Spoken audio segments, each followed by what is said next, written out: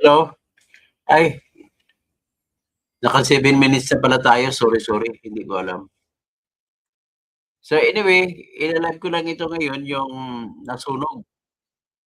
Nasunog yung DPWH office sa Cordillera Administrative Region. I'm really very sorry. I thought all the while na hindi pa ako nag-umpisa. Nakapag-umpisa na pala ako. So anyway, what is important here is, ano ba ang meron? Ang pinakamatinding sunog sa DPWH office na nasunog ay yung sa Cordillera Administrative Region na DPWH. So nga, 7 minutes na nakapasa, hindi ko alam na naka-live na pala ako. So anyway, I'm sorry, really very sorry. So ngayon, ito po ipakita natin yung sunog sa Cordillera, at ito po ay binalita na kita kong balita ni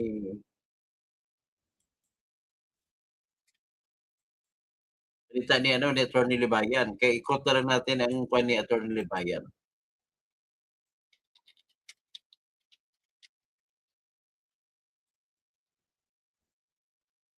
Ang tanong ni Attorney Libayan ay sinunog ba o sunog? So iunahin muna natin 'tong, live stream ni Attorney Libayan.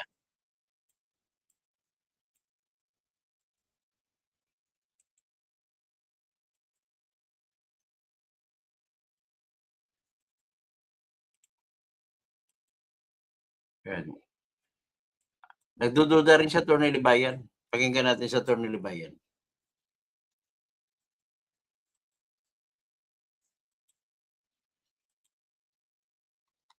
Laging panalo. Atong 5 p.m. Lapten. Ito po. Broke out around 5 p.m. today. Pinauwi pa talaga yung mga tao, no? Ang kalokohan. Okay. Sakit sa ulo nito. Woo! Ito, mga kabatas natin. Balita. Sunog! Sabi dito, DPWH car fire. Just in, a fire broke out around 5 p.m. today. Pinauwi pa talaga yung mga tao, no? Siyempre, pauwiin mo na para lang makapita. Ay!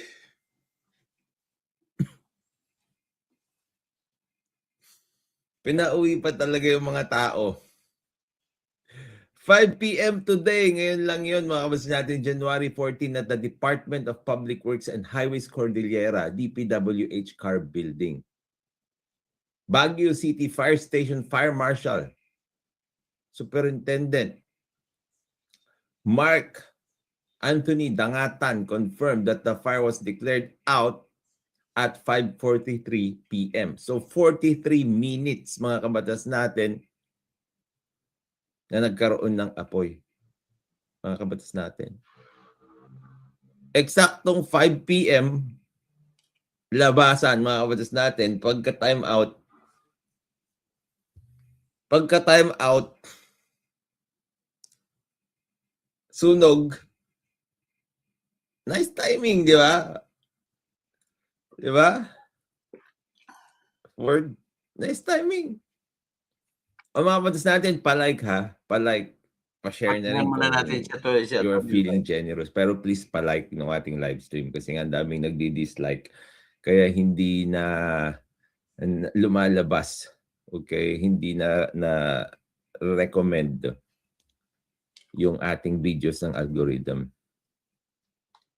Alam niyo mga kabatas natin, ano ho? Hindi sana kaduda-duda ito. Okay? Hindi sana kaduda-duda ito. Kung wala nang unang attempt na manira ng records sa DPWH. Ang problema na una si Quezon City. Sinunog Quezon City, tapos Senado, bago mag-umpisa yung Blue Ribbon investigation ni Marcoleta, sinunog din. Diba? Sa Baguio din.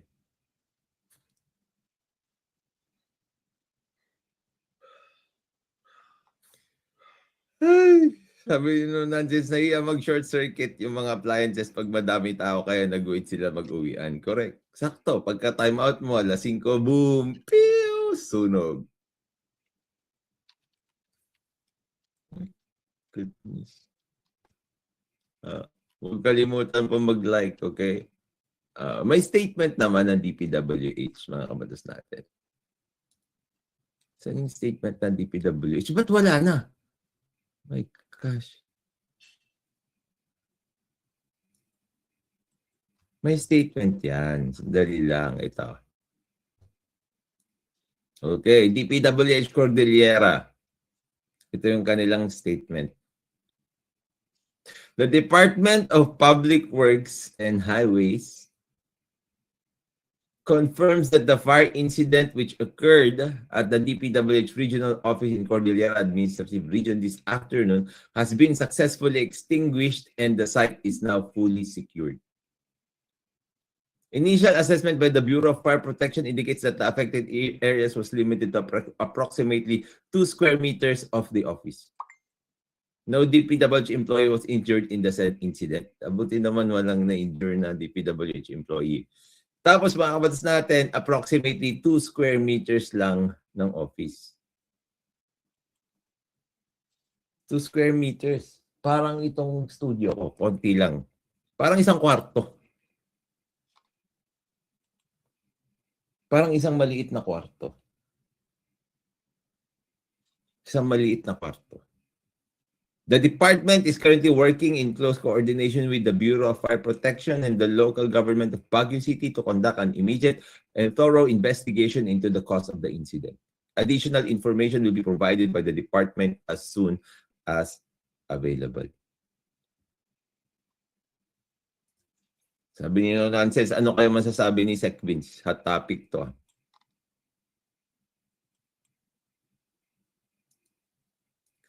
Yun ang problema natin.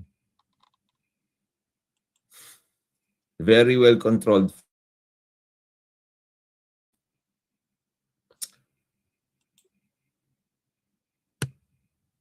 Manok na naman dahilan, poultry wiring. Faulty wiring. Sabi ni Rizal Silado, it has been confirmed. The 4 has been successful.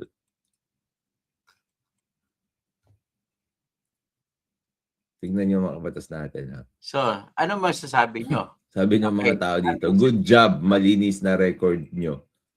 Alam na this, defensive masyado, successfully extinguished. Bakit mga offices ng DPWH ang nasusunog ngayon? Ano meron sa mga offices ng DPWH?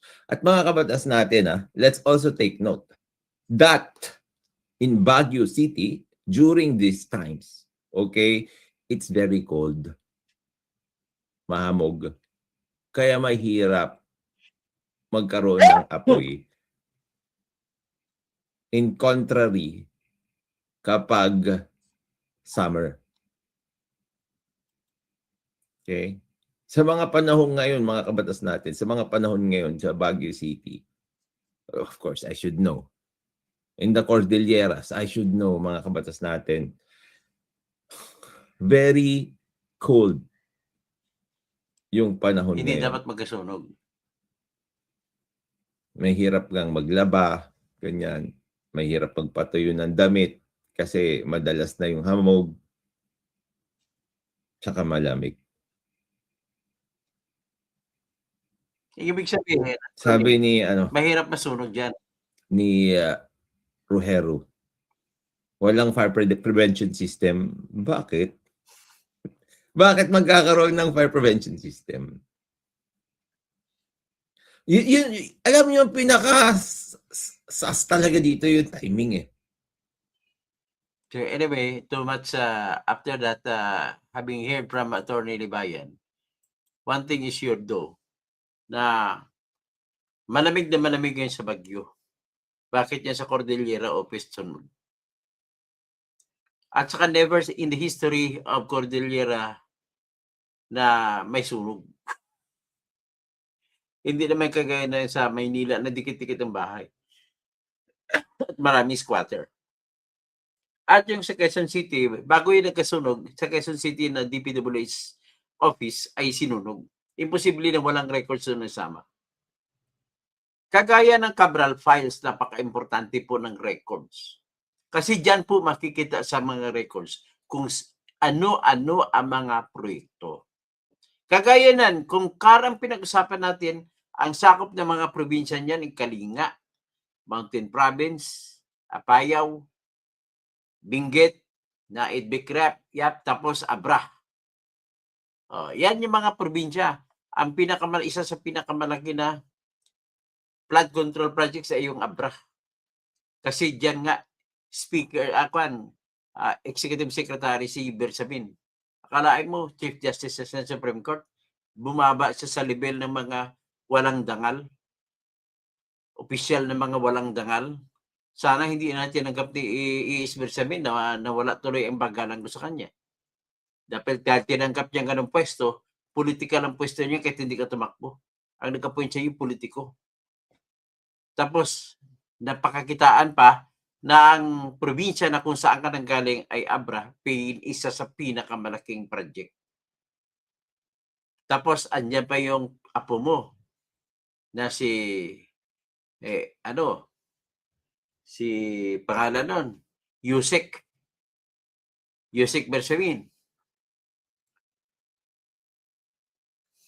Tapos, marin pang Cabral Files ni Congressman Libeste na kung saan 8 billion nakapangalan kay AS/SAP/OP, Office of the President.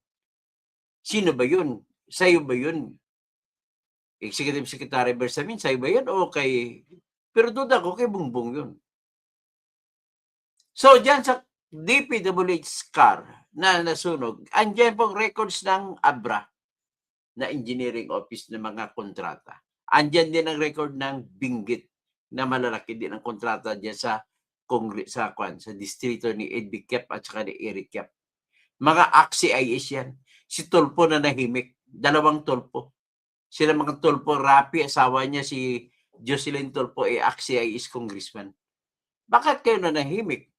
Ito na, nagkakasunugan na. Dapat lang ang pinaka-importante, the only way, and one of the best ways na ma-acquitted ang isang taong inakusa patungkol sa mga flood control ay dahil sa mga papel naman ang lahat ng krimen makikita, sunugin mo ang papel, nawawala na ang mga krimen. Ganun magyari yan talaga. Ngayon, tingnan mo yung Cabral Files, puro mga papel din yun na i-convert na sa computer files. Nakakuha si Libiste ng isang USB. At ang dami-dami niyang nilabas, isa sa nilabas niya yan na nanggaling sa Cabral Files ay yung 20 billion na project na napunta kay Gardiola. Yung pinakamatakaw at pinaka-kurap na Batanggenyo, si Edwin Gardiola, na taga-Mataas na Kahoy. Tapos, isa pa, andyan din sa Cabral Files na yan, lumabas sa mga matataas na alokabol na 15 billion kay Sandro Marcos. Pangalawa lang si Ferdinand Martin Romualdez. Sa lang yan, alokabos lang yan. At ang wala sa alokabol, ang zero si Pulong Duterte.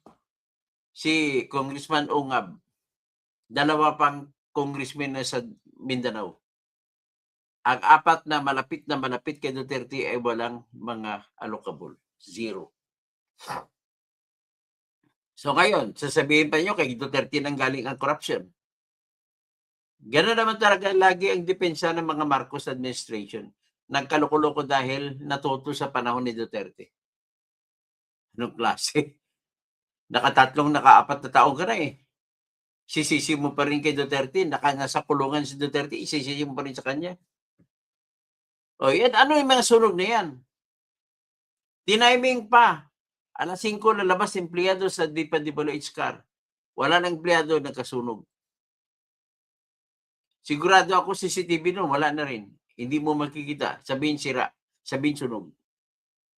Nasunog yung DPWH na opisina sa Quezon City. Anong nangyari? Wala nakuha kahit isa.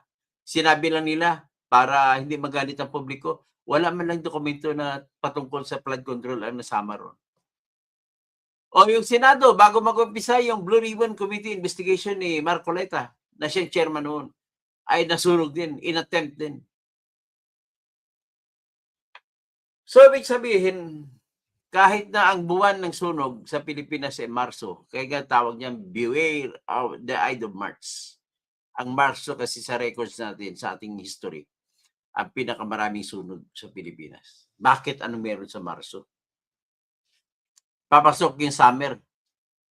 Ibig sabihin po, wala kang sunog makikita sa ulan pag rainy days.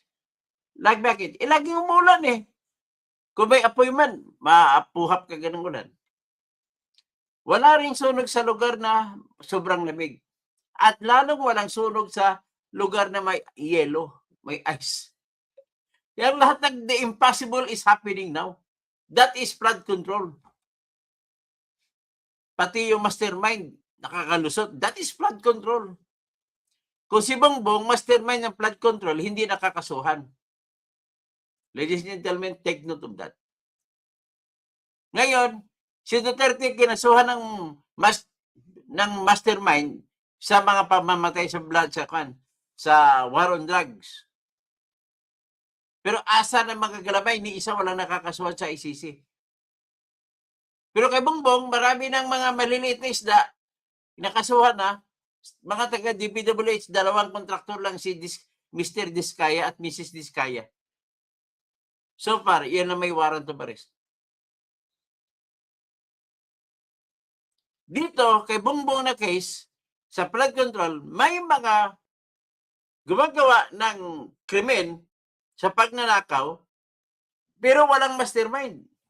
Kay Duterte naman kakaso sa ICC, may mastermind si Duterte, pero wala yung mga gumagawa ng hindi kinasuhan, walang kinasuhan ng mga mababang tao. Yan, kita mo yung mga the impossible is happening. Talagang nauso ang kanta na My Way. Kinanta talaga ni Frank Sinatra yan.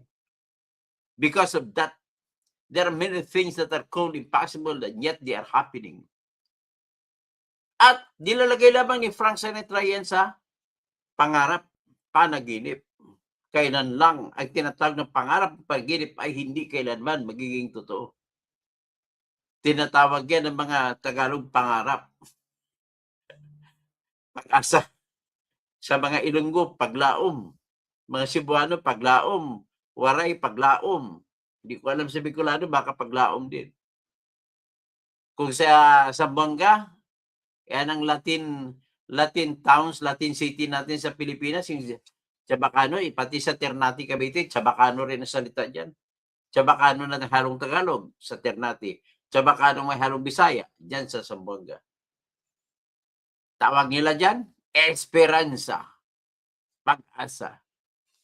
Ano na lang, maging pag-asa na lang. Ngayon, ang pinakamaganda talaga, pinakamabisa dyan, nakikita ko which is possible to happen, yung katapusan.